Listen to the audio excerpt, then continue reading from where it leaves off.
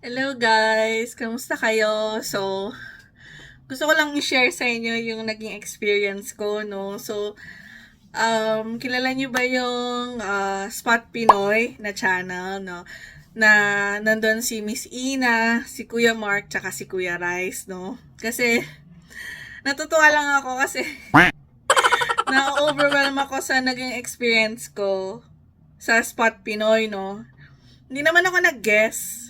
Ano lang, nag-join lang ako sa ano nila, sa live nila kanina. So, akala ko hindi naman ako makakapasok, no? Pero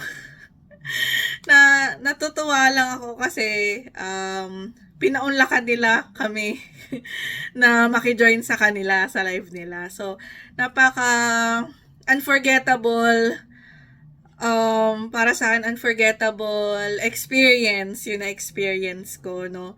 So, nakakatuwa lang. Gusto ko lang i-share sa inyo kasi sobrang overwhelmed ako, Hindi ko alam yung feeling, no? Parang kinakabahan ka na kinikilabutan ka na sobrang saya mo, no? So, nakakatuwa lang na makausap ko at makausap namin yung mga favorite naming mga vloggers, no, dito sa Canada. So, gusto ko lang i-share sa inyo, guys.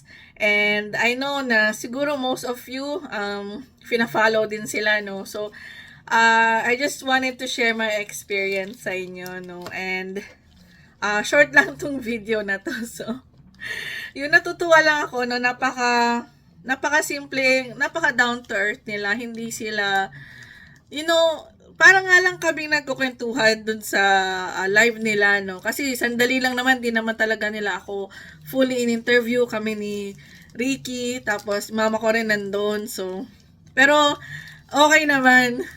At natutuwa lang talaga ako sa experience na to. So, seeing myself sa YouTube channel nila, sa live nila is sobrang happy. Sobrang happy.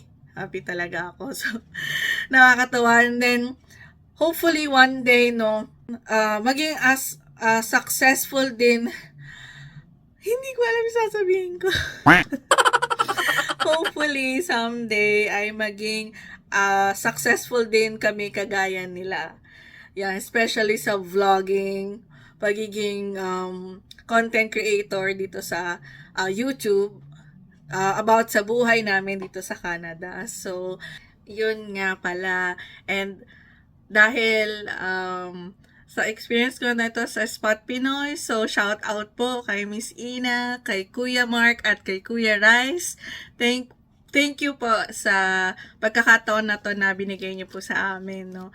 Napaka-thankful po namin. And then, sa aming mga viewers po dyan, kung di pa po kayo nakasubscribe sa Spot Pinoy, no, mag-subscribe na po kayo.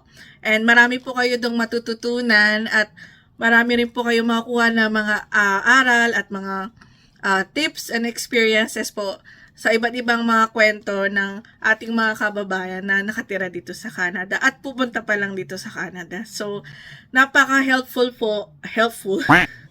Napaka-helpful po ng Spot Pinoy, no? And also, kung di pa rin po kayo nakasubscribe kay na Miss Ina, kay Kuya Rice, at kay Kuya Mark, mag-subscribe na rin po kayo sa mga channel nila. Maraming salamat sa inyo, guys, no? Sa aming mga viewers at sa mga subscribers, guys, maraming salamat sa inyo, no? Kasi kahit na napaka-small lang ng channel namin, so nasa 300 subscribers pa lang kami, and aiming to have 1,000 subscribers someday, no, hindi natin alam kung kailan, but I know na darating din tayo doon, and hopefully one day, mababalikan ko yung video na to, at masasabi ko sa sarili ko na, now, na naging successful na kami as content creators dito sa YouTube, at marami na rin kaming mga na-share, na-share ng mga tao, na nabigyan ng ideas about sa life dito sa Canada, based on sa experience namin at sa experience ng mga tao na nakilala namin. So, hopefully guys, mag-stick pa rin kayo sa aming channel, and we will make sure na release kami ng mga videos consistently, like every week, para at least meron po kayo mga napapanood na mga videos about sa life namin dito sa Canada, and then mag-share din po kami ng mga pointers and tips about sa pagpunta dito sa Canada, so pamumuhay dito sa Canada, and a lot more. So wag niyo po kaming iiwan, okay? So hopefully next time makapag-shoutout na ako kasi marami na akong gustong i-shout out na mga viewers natin at subscribers, no? Hindi lang ako makapag-shout out pa sa ngayon, but next time I'll try my best na makapag-shout out ako sa inyo dahil napaka-thankful namin sa inyong lahat, no? Sa mga nanonood sa amin at sa mga nag-subscribe sa amin. So if hindi pa po kayo nakasubscribe, please po mag-subscribe po kayo para po updated po kayo sa mga darating namin mga videos. Makasama namin kayo dito sa ating small community dito sa YouTube. So, ayun lang po. Maraming salamat po ulit sa inyo. And see you again next time po. Bye po. God bless. Thank you po sa panonood. See you again next time. Bye-bye.